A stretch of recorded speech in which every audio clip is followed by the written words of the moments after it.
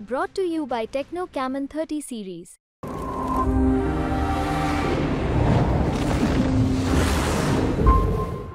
चुनाव खत्म हो गए, आपको इंतजार रिजल्ट का है।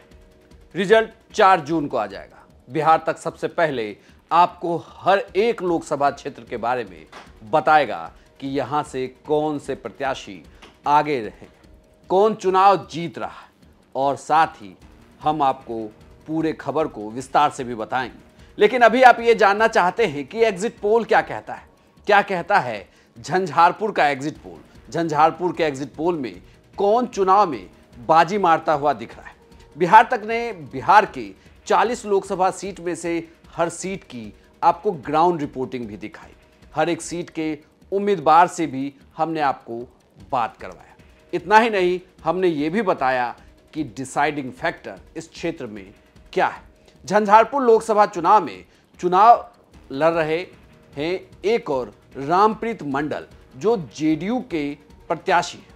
वहीं दूसरी ओर सुमन महासेठ को वीआईपी ने उम्मीदवार बनाया। वहीं तीसरी ओर इस क्षेत्र में गुलाब यादव भी निर्दलीय चुनावी मैदान में थे।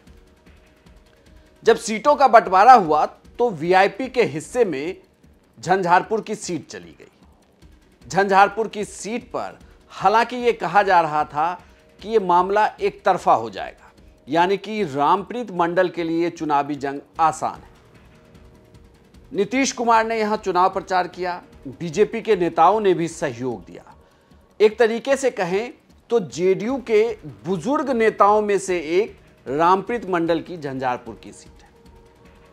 वीआईपी ने जिसे उम्मीदवार बनाया वो कभी बीजेपी में थे, बल्कि वो आरएसएस के भी मेंबर रह चुके हैं। सुमन महासेठ वीआईपी पार्टी में शामिल हुए, वीआईपी ने टिकट दिया और चुनाव लड़ गए। तेजस्वी और मुकेश सहनी ने भी यहां पर चुनावी जनसभाएं की। सुमन महासेठ ने काफी ताकत भी दिखाई। लेकिन इस झंझारपुर लोकसभा क्षेत्र में गुलाब यादव भी अच्छा चुनाव लड़ रहे थे। जब हम ग्रामीण क्षेत्रों में गए और वहां यादवों से बातचीत की तो वहां पर गुलाब यादव का दबदबा दिख रहा था। कुल मिलाकर देखा जाए तो यादव प्रत्याशी के नहीं उतारने से दिक्कत तो हो रही थी आरजेडी को, या यूं कहें कि इंडिया गठबंधन को।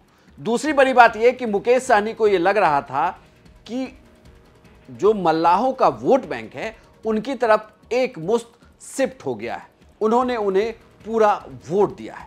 लेकिन इस लोकसभा चुनाव में ऐसा दिखा नहीं, खास करके झंझारपुर लोकसभा क्षेत्र में।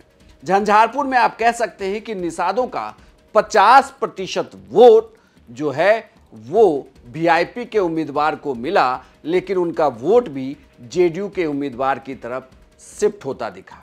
इतना ही नहीं, गुलाब यादव ने भी ठीक ठाक यादवों का वोट काट लिया है यहां पर, और जो वोटिंग परसेंटेज है वो बताता है कि इस चुनाव में जो खेला होना था वो होते होते रह गया है, यानी कि रामप्रीत मंडल को इस क्षेत्र में एज है।